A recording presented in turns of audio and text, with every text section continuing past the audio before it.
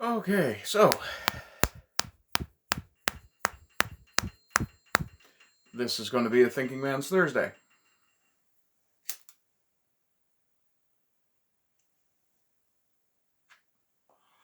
And today, it's about the courage of your convictions, or at least standing by your principles.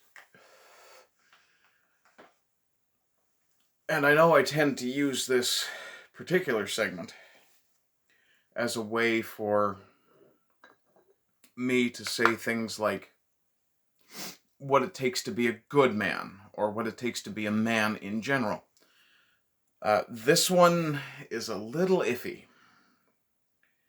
because it requires that you actually have spent some time investigating and determining for yourself if you are convinced of what you want to hold a conviction on. For example, the topic of abortion. It's one of those muddy gray areas for a lot of people. For me, even. And I am very much now in the conservative camp. I've pretty much given up calling myself a centrist. The Overton window has moved far too far to the left for me to ever want to stand within it ever again. Until the pendulum swings back, this is where I stand. On the topic of abortion, and I'm just using abortion as a convenient example, I used to be of the attitude that I agreed with Hillary Clinton. It should be safe, rare, and what was that other thing? I forget what the other thing was, but it really should have been safe and rare. And I still stand by that. It should be safe. It should absolutely... Oh, I think the other one was free, which is fucking bullshit. No, absolutely not on that one. But, and that's where my conservatism begins to rear its head. But my point is, I spent a lot of time thinking about my position on abortion, looking at other people's positions on abortion, judging their positions by their attitudes towards other issues, especially ones that I cared about. And while not everyone will share your convictions, it is imperative on a good man that he determine for himself, little slip there, sorry. But it's imperative that you determine for yourself, as a man, what your opinion is. You should not allow other people to dictate what your opinion is.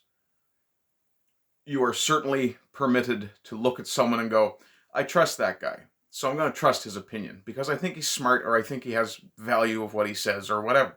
So yeah, I'll take what he's saying at face value and assume he's telling the truth and not being obfuscatory or intentionally confusing or deceptive in any way. And I do, honestly, try my best not to be deceptive. If I make an honest mistake, I'll own up to it.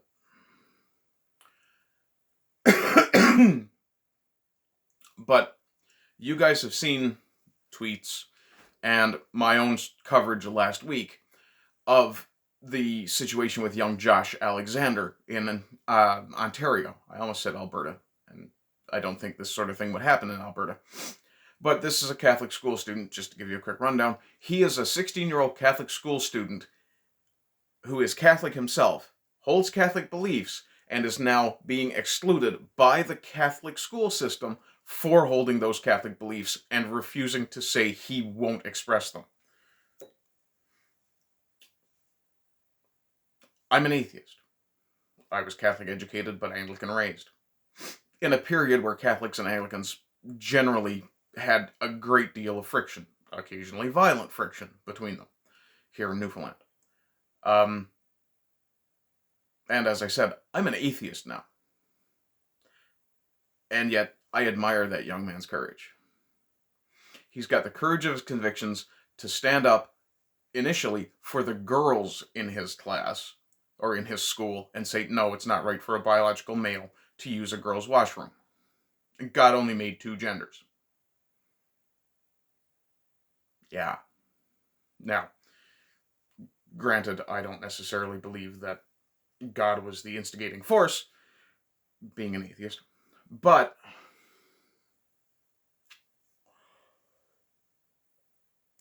I would, for the most part, agree there are, in fact, only two genders.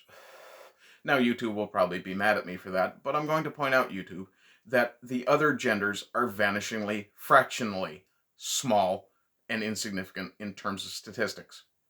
It's less than 1% of the planet, probably less than 0.1% of the planet. That's some form of other gender that isn't self-identified. I mean biologically different.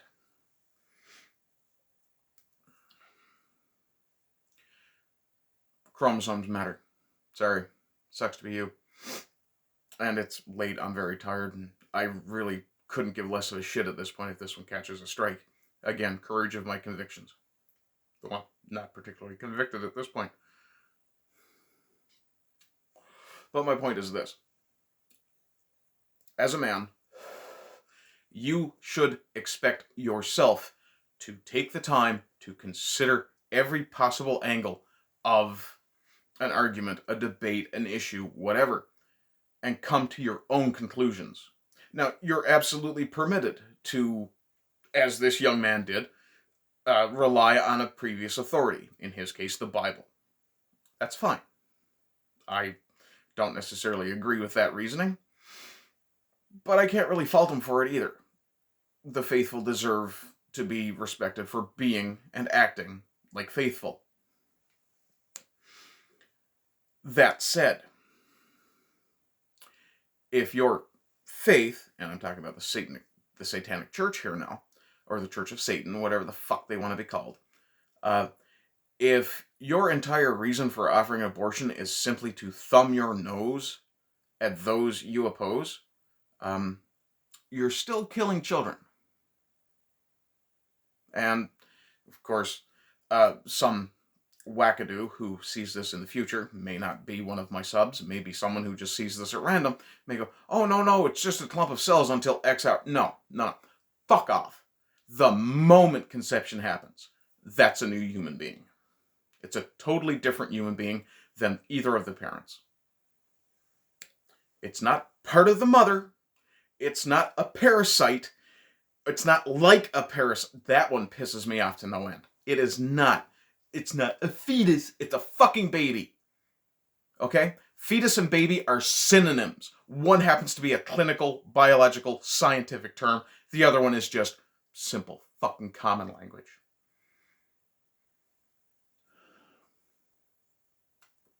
And yes, I realize I'm kind of veering into, for fuck's sakes, Friday territory here. Speaking of, that's a Rumble exclusive you will not see on YouTube, ever. Unless something really big changes with YouTube's terms of service. Yeah. But I don't think it's going to violate YouTube's terms of service to point out that I'm not vaccinated because I chose not to get vaccinated. Because I have the courage of my convictions. And yeah, I've suffered for it.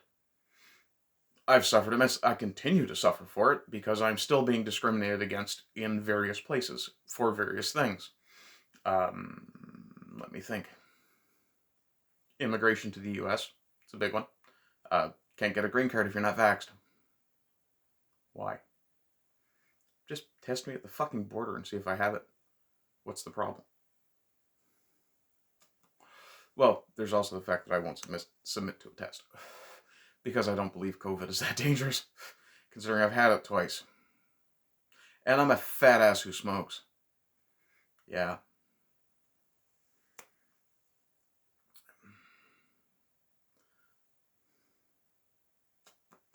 But anyway, not to belabor the point. If you want to be able to respect yourself, let alone gain the respect of your peers, if you want your own self-respect, you have to be able to take the time, whether it's abortion, an election, your own personal decision as to whether or not you live past 60. We're in Canada, let's be real. You have the obligation, the fucking duty, to go and educate yourself on it, get informed, listen to people who oppose your point of view, listen to people who agree with your point of view, listen to people on the far fringe of those who agree with your point of view. Listen to, well, maybe don't listen to the far fringe that oppose you. They'll probably just scream, die! Let's be real. Or they'll likely call you racist or some sort of phobe or ist or whatever. But my point is, as I've said, hold to the courage of your convictions. If you, to quote a great comic book, which I have to go look the quote up to make sure I get it correct. Okay, so this quote is from J. Michael Straczynski. If you don't know, he's also the writer behind Babylon 5. That's actually a pretty good series. I intend to rewatch at some point. But Captain America in one of the comics says, doesn't matter what the press says, doesn't matter what the politicians say or the mobs say. Doesn't matter if the whole country decides that something wrong is something right. This nation was founded on one principle above all else, the requirement that we stand up for what we believe, no matter the odds or the consequences. When the mob and the press and the whole world tell you to move, your job is to plant yourself like a tree beside the river of truth and tell the whole world, no, you move. Gotta love it. In any case, guys, I hope you're having a good day. I hope you're continuing to have good days. And rise again until lambs become lions. Bye-bye.